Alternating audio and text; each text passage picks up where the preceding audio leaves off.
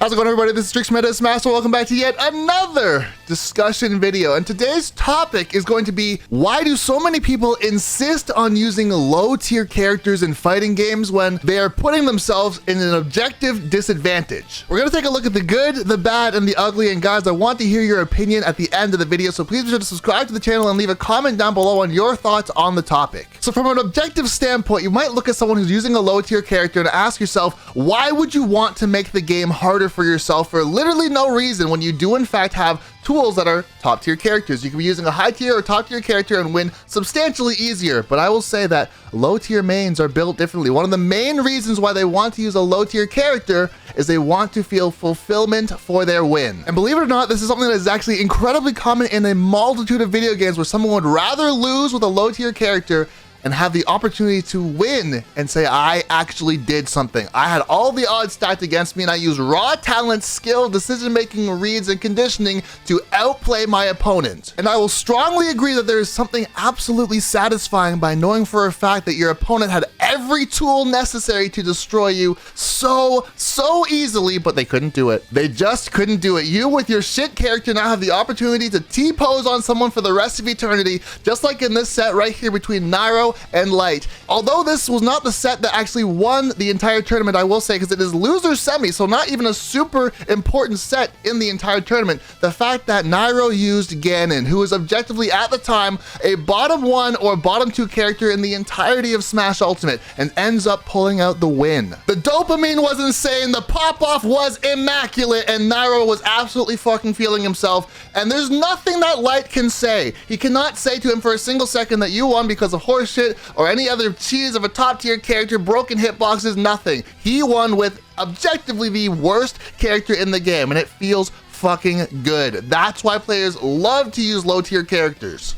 There's just something infinitely fulfilling about knowing the fact that you have basically no real tools offered to you to actually win your set, but you just somehow pull it out like a fucking demon. Speaking of demons, we have Devil Jin versus Panda, and this is in Tekken 7, and once again, we have both opposite ends of the spectrum, like absolute top tier versus an absolute low tier. And this brings me to point number 2 of why people love to play low tier characters, and that is nobody knows how to fight these fucking characters. These characters are amongst the rarest in all of video games when it comes to the highest level of competition. So when you fight an actual demon, an actual top tier, top player with a shit character, you have no idea what you're running into. You have no idea the mix-ups, the setups, the frame data, the super armor, what they may or may not have, and you're just saying, please God, let my top tier character carry me for the one time that I actually need it. And so having the ability to provide an obscure matchup against every single person that you fight against and do nothing but gimmicks is another reason why people love low tier characters. You have a massive advantage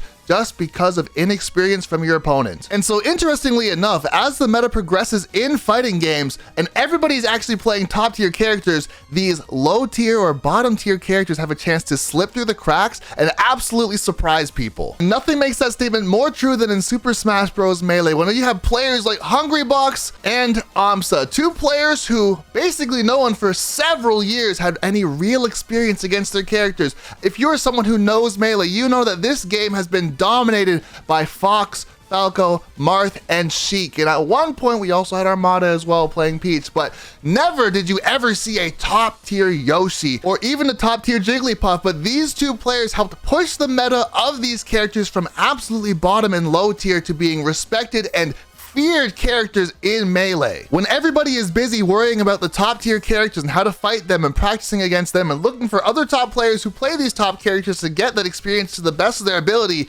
these low tier characters just come up out of nowhere. Nobody knows how to deal with them or fight against them or any of their gimmicks. And by proxy, it actually makes bottom and low tier characters sneak into that top tier category by default. It can take years and years of preparation and practice to use these low tier characters, but it is possible to sneak up to the upper echelon if you're willing to put in the time. But one of the biggest reasons why people love low tier characters is because you never know what's gonna happen. There's always some sort of excitement and magic magic when you see a low tier character on screen because you have no idea who is going to win. The fact that this player is here at all is always astonishing to the entire crowd, and so they know that this player must have something up their sleeve. They must be some sort of a demon somehow. In a case like this, you have MKLeo, at the time undisputed best player in the world, not even a question, versus Zaki, who of course was a very formidable opponent with DDD, but once again, DDD, a bottom 5, maybe bottom 7 character in Smash 4. This is a character that in any other situation, you see this character on your screen and you think, thank the Lord, this is a free win. But when you have a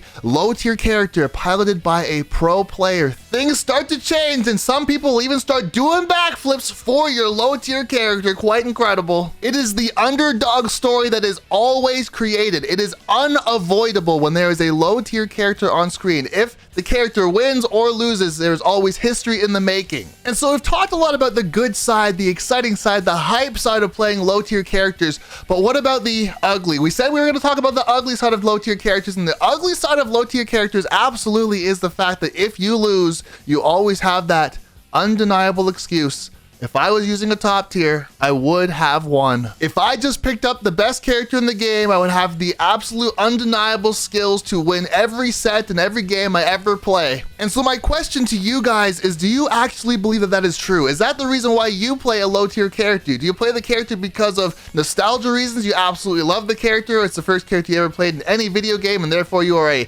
character loyalist? Or do you truly like to lean into the idea of if you had a better character, you actually would be an absolute god at any video game that you play? Do you enjoy the nuance of obscure characters that have unorthodox playstyles that force players to play your game? Is this something that you absolutely love? Do you find yourself playing low tier characters in every single game, or do you just happen to pick the characters that you enjoy and let the chips fall where they may? Sometimes you play a top tier simply by accident. And I will say personally that I am someone who likes to play the rush down, in your face, hit 1,000 buttons, crazy technical characters. And I will say that in a lot of cases, these characters are high tier or top tier characters because if you master them, they are absolute fucking demons. But at the lower level, which in a lot of cases, I'm not gonna lie to you guys, when I first played Street Fighter for a very short time, I instantly gravitated towards Cammy, and I did not know anything about the tier list. I just happened to pick the character because she had some of the best walk speed, and also she had crazy buttons. But for me, I just liked having fast movement. But I found out very quickly that this character is not easy, and I got shit on quite heavily by quote-unquote low tier or bottom tier characters like Zangief, and it was a horrific time, I will say. But then in other games like Smash Ultimate, I play Falco, who is objectively a mid-high character, but once again, lots of buttons, in your face, can do what he wants. If he happens to get a hold of you, and go crazy with the combos. It's kind of just a pattern. It's something I've always liked. Even in Tekken 8, once again, I play Law. Law, once again, a lot of buttons, crazy combos. But he is also kind of a glass cannon. He loses a lot of trades, and his combos, they do a lot of damage. Don't get me wrong, they do a lot of damage, but he is very, very linear. If you cannot get in, you get absolutely shit on. And that's one of those things, I kind of just gravitate towards that type of archetype in every single game that I play. Are you someone who happens to be similar, or do you go out of your way for the sake of ego, for the sake of bragging rights to say, oh, this character sucks? Watch this. Watch me just win with a shit character because I can do it. I got the skills to pay the bills. And while we're on the topic of low tiers, I want to know your guys' opinion on the simple question, and that is,